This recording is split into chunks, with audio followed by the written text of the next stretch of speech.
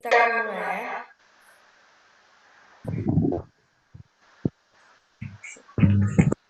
Oke.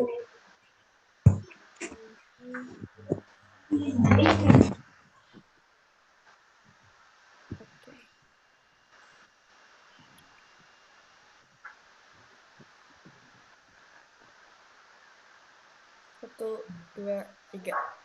Halo semuanya, di video ini kita dari kelompok MPR akan mewawancarai salah satu narasumber kita yaitu Bapak Waluyo, SEMAP, Kepala Bagian Gedung dan Bangunan dan Pengelolaan BMN di DPR RI. Sebelum itu, kami akan memperkenalkan diri. Saya Belva nomor absen 13.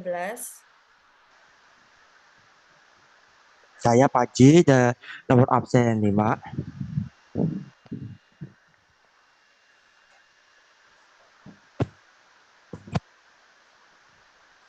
Saya Alfon nomor absen 1. Saya Tadius nomor absen 32. Dan saya Wibi nomor absen 31. Oke, kita masuk ke pertanyaan ya Pak.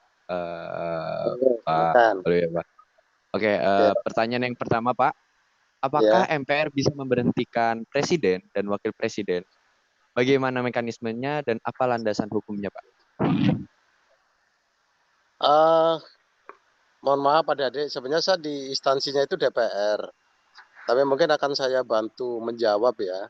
Menjawab itu intinya sepengetahuan saya tentang MPR. Kalau DPR nggak masalah, tapi kalau MPR itu setahu saya itu bisa memberhentikan presiden, tapi ada ketentuannya. Ketentuannya itu berdasarkan undang-undang. Mungkin kalau nggak salah itu satu, presiden itu berhalangan tetap atau meninggal dunia. Itu mungkin bisa melalui MPR diberhentikan, atau mungkin presiden itu melanggar konstitusi, itu bisa. Betul. Atau mungkin presiden itu tidak menyelenggarakan undang-undang sesuai dengan yang disumpahnya. Nah itu mekanismenya itu anggota DPR itu hak untuk mengeluarkan pendapat dari kumpulan fraksi atau perorangan itu, kalau nggak salah itu kurang lebih sekitar 3/4 dari jumlah keseluruhan, termasuk jumlah fraksi. Nah itu mengajukan ke MPR untuk dilakukan sidang istimewa. Tetapi kalau persyaratan untuk memberhentikan presiden itu tidak memenuhi persyaratan, berarti presiden juga tidak bisa diberhentikan. Kalau bisa diberhentikan, bisa diberhentikan. Yaitu dengan tadi yang saya sampaikan itu, berhalangan tetap, terusan melanggar konstitusi, dan sebagainya. Mungkin itu, Dek, tanggapan kami. Oke Pak, terima kasih atas pertanyaannya Pak. Saya juga ingin menanyakan hal terkait itu Pak.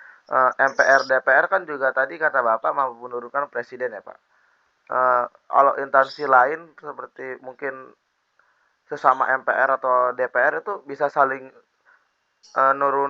bisa saling cabut gelar atau kayak nurunin gelar dari MPR gitu, bisa nggak sih Pak?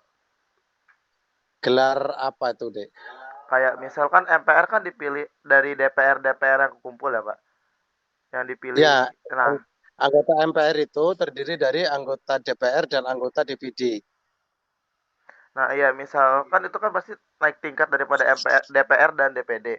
Misal MPR itu diturunin lagi jadi DPR, itu bisa nggak sih Pak sama DPR-nya gitu? Kalau sekarang kan sudah nggak ada lembaga tertinggi nih, Dek. Jadi adanya lembaga tinggi. Jadi sebenarnya susunan kedudukan MPR, DPR, DPD itu udah sama. Jadi levelnya itu udah sama. Jadi nggak ada lembaga tertinggi lagi. Tuh. Lah kalau MPR itu emang secara keanggotaan itu anggota DPR dan anggota DPD yang bergabung itu menjadi anggota MPR. Jadi otomatis anggota DPR itu ya anggota MPR, anggota MPR ya anggota DPD gitu loh. Tetapi anggota DPD itu bukan anggota DPR, anggota DPR bukan anggota DPD. Tetapi anggota MPR itu anggota DPD dan anggota DPR. Jadi anggota MPR itu secara keanggotaan itu ya anggota DPR. Kalau anggota DPR bisa diturunkan, Mas. Diturunkan tergantung kebijakan dari partai. Misalnya terkena kasus korupsi, misalnya itu bisa diberhentikan oleh fraksinya melalui partai. Atau PAW karena meninggal dunia itu bisa diberhentikan, nanti diganti pergantian antar waktu. Jadi anggota DPR itu yang kategorinya anggota MPR bisa diberhentikan, Mas. Bisa. Baik Pak, terima kasih atas informasinya Pak. Iya. Iya. Nah, pertanyaan selanjutnya, Pak. Iya. Apakah anggota MPR bisa mengajukan pengunduran diri sebelum masa jabatannya habis? Bisa.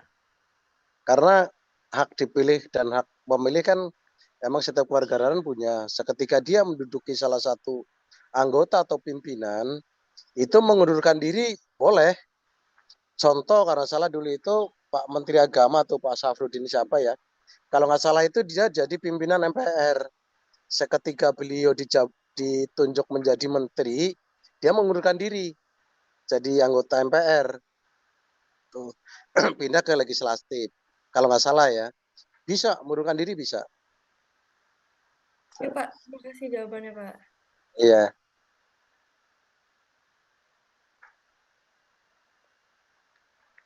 Silakan, nggak apa-apa deh, ada lagi. Iya. Ya, lanjut ke pertanyaan berikutnya Pak. Kalau Iya. MPR dan DPR kan katanya bisa mengamandemenkan undang-undang, nah Pak. Nah kalau itu bisa dijelaskan nggak Pak? Gimana tuh cara, kenapa tuh mereka tuh bisa ngeamandemenkan undang-undang gitu? Iya. Jadi kalau MPR itu apa ya, mungkin mengamandemen TAP MPR ya, atau kalau MPR itu tidak tidak mengamandemen undang-undang, Mas. Yang mengamandemen undang-undang itu MPR mengamandemen undang-undang juga, tapi mungkin atas usulan DPR. Kalau yang mengamandemen undang-undang itu DPR. Kalau misalnya undang-undang itu sudah relevansinya itu sudah kurang, atau mungkin ada pembaruan-pembaruan sesuai dengan perkembangan Indonesia. Kalau contoh misalnya kayak kemarin itu ada amandemen undang-undang terkait dengan undang-undang RKUHP, yaitu mungkin berdasarkan kajian akademis atau mungkin masukan dari masyarakat, aspirasi dan sebagainya, atau para pakar akademisi menyampaikan bahwa mungkin ada beberapa pasal yang harus dirubah. Itu yang kemarin undang-undang RKUHP itu bisa diamandemen. Nah, kalau MPR itu pernah mengamandemen undang-undang dasar. Dulu mungkin terkait dengan munculnya lembaga baru DPD RI. Terusan presiden dipilih langsung, itu amandemen undang-undang. Terusan mungkin masa jabatan presiden yang 2 periode, itu hasil amandemen, mungkin hasil amandemen. Presiden tidak lagi dipilih oleh MPR, tetapi dipilih langsung oleh DPR, dipilih langsung oleh rakyat. Itu bisa di undang-undang itu, yaitu dengan catatan kalau emang sudah nggak relevan, terusan secara konstitusi udah ketinggalan, atau mungkin banyak masukan dari masyarakat, akademisi, para pakar hukum tata negara, terusan aspirasi masyarakat, itu bisa diamandemen, Mas. Sesuai dengan kebutuhan konstitusi. Oh baik Pak, terima kasih infonya Pak. Iya. Permisi Pak, selanjutnya ada pertanyaan lagi. Ini Iya. mungkin terkait juga sama UU yang udah diamandemenkan tadi. Kalau boleh Iya. tahu Pak, itu tadi fungsi dari UU yang sudah diamandemenkan itu apa ya Pak? Kalau secara lebih jelas lagi. Jadi kalau amandemen itu yang jelas kan merubah tatanan konstitusi ya. Dulu jadi kalau kayak MPR, DPR, DPD itu kan di samping diundang di Susduk ya, susunan dan kedudukan MPR, DPR, DPD itu dulu amandemen Undang-Undang Dasar 45 itu pernah mengatur bahwa ada lembaga baru untuk DPD misalnya. Itu di amandemen undang-undang. Terusan yang kedua, dulu itu kan presiden itu dipilih oleh MPR. Dulu Undang-Undang 45 itu gitu. Nah, sekarang perubahan amandemen Undang-Undang 45 itu presiden itu dipilih langsung oleh rakyat. Itu berarti kan landasan konstitusinya harus dirubah. Kalau dulu itu kan presiden itu kan nggak ada batasan 2 periode. Nah, sekarang ada batasan 2 periode. Nah, itu sesuai dengan perkembangan konstitusi. Jadi perubahan itu sesuai dengan perkembangan konstitusi dan hukum ketatanegaraan. Hukum ketatanegaraan itu yang jelas untuk tujuannya mungkin kesejahteraan rakyat, terusan dan sebagainya, NKRI dan sebagainya. Jadi manfaatnya ya banyak. Demokrasinya mungkin lebih demokrasi banget. Kalau dulu itu kan walaupun MPR itu mewakili rakyat seluruh Indonesia, tapi kan yang memilih presiden itu kan dari anggota MPR-nya. Nah, kalau sekarang kan langsung dari masyarakatnya yang memilih presiden. Ya itu salah satu manfaatnya. Oke, Pak. Terima kasih banyak ya, Pak, jawabannya. Iya, Selanjutnya ini ada lagi pertanyaan. iya nggak apa-apa. Apakah MPR murni mendengarkan dari masyarakat atau hanya keputusan sepihak dari sepihak MPR juga, Pak? Iya, kalau dalam mengambil kebijakan MPR atau DPD tentunya itu ada landasan untuk memutuskan itu pasti aspirasi masyarakat.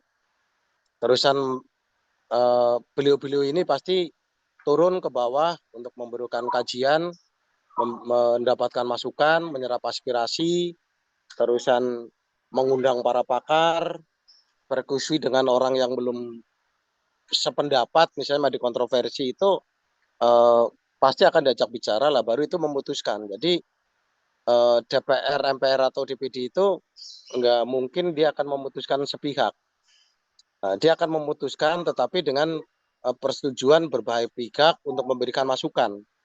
Toh nantinya juga yang memberikan yang memutuskan itu tetap MPR, tetapi untuk memutuskan itu pasti menyerap, menghimpun, menampung aspirasi, misalnya memberikan persetujuan dan sebagainya itu pasti ada tahapan-tahapan yang harus dilalui. Kalau enggak nanti keputusannya itu nanti bertentangan dengan aspirasi, bertentangan dengan masyarakat dan sebagainya, itu akan menimbulkan menimbulkan mungkin ketidaknyamanan terhadap putusan tersebut. Mungkin itu. Baik, Pak. Terima kasih banyak ya, Pak, jawabannya. Ya, siap. Oke Pak, selanjutnya dari saya. Nah, jadi Ya, ini Bapak bisa apa? Bisa melewatkan pertanyaan ini jika Bapak tidak tahu. Nah, jadi ini ada kasus tentang dua anggota MPR, yakni yang bernama ya. Musa Zainuddin dan Yudi Widiana yang korupsi. Nah, pertanyaan yang ingin kami tanyakan adalah apa alasan mereka melakukan korupsi dan apa pendapat Bapak? Bapak bisa melewatkan jika Bapak tidak tahu. Terima kasih. Iya, mungkin kalau korupsi itu sebenarnya secara lembaga itu tidak diperbolehkan, bahkan kita sama-sama memerangi tindakan korupsi. Jadi emang anggota DPR itu identik dengan DPR, tetapi dalam melakukan hal-hal yang sifatnya pelanggaran hukum terhadap korupsi itu mungkin dilakukan secara perorangan atau individu. Tetapi kenapa bisa korupsi? Mungkin ya kalau saya pernah mendengar kesempatan untuk melakukan konspirasi terhadap kejahatan itu mungkin bisa terjadi. Dalam arti satu, misalnya korupsi itu timbul karena ada sesuatu yang diinginkan untuk menguntungkan diri sendiri, kelompok dan sebagainya dengan cara menabrak undang-undang. Itu mungkin pertama. Terus kedua, emang lengah dalam melakukan pengawasan terhadap seseorang atau dan sebagainya. Terusan yang ketiga mungkin memang gaya hidup atau apa ya, gaya hidup atau orang yang sudah terbiasa dengan gaya-gaya hidup mewah sehingga harus mendapatkan sesuatu yang melanggar dengan ketentuan. Terusan mungkin moral atau integritas beliau-beliau ini yang belum bagus, belum memahami terhadap dampak korupsi tersebut, gitu kan, dampak untuk negara dan sebagainya. Dan mungkin juga ada kerjasama dari beberapa pihak yang istilahnya dalam tanda petik kong kali kong untuk mengambil uang negara dengan cara yang tidak benar. Dan tentunya kalau korupsi itu pasti tidak sendiri. Ada hal lain, ada pihak lain, ada faktor lain yang mendukung hal tersebut gitu. Ya, satu, lengahnya pengawasan, kedua masalah integritas, moralitas, ketiganya mungkin biaya hidup yang terlalu mewah atau dan sebagainya. Mungkin itu tanggapan kami. Ya, terima kasih atas jawaban Bapak. Ya. Ya, baik Pak. Terima kasih atas jawaban-jawaban yang diberikan dan pendapat-pendapatnya ya Pak yang telah mungkin Iya, membuka sedikit wawasan kami tentang MPR DPR gitu. iya, Nah, Mas. ya jadi sekian Pak dari kami Pak selaku Ya, 10/8 dari SMA Kolese Gonzaga ya Pak. Mohon ya, maaf. jadi mohon maaf adik-adik, salam hormat buat teman-teman semua bahwa ini adalah pendapat kami. Barangkali ada yang kurang atau ada yang lebih, kami juga mohon maaf. Nanti kalau misalnya ada hal-hal yang harus perlu ditanyakan, nggak apa-apa, saya membuka peluang setahu saya dan menurut pendapat saya. Nggak apa-apa, Dek. Nggak apa-apa, silakan. Saya juga mohon maaf ya, Dek. Ya Pak. Ya, jadi Ya, sekian dari wawancara kami ya Pak. Terima kasih banyak untuk Pak Walu ya yang telah berkenan menghadiri Zoom siap, kali ini ya Pak. Sehat siap. selalu ya Pak. Dan Amin, amin. Makasih. Pak. Ya, Pak. Ya, Ya, yuk. makasih banyak Pak. Makasih ya Pak. terima kasih Ya, banyak Pak. makasih ya. Ya Pak. Sehat-sehat kita selalu ya. Baik Pak. Ya, Makasih Pak. Makasih Pak. Iya Pak, sama-sama. dapat salam dari Saya Bapak izin live sendiri ya. Pak. Ya Pak. Ya, ya, makasih. Makasih Pak. Ya.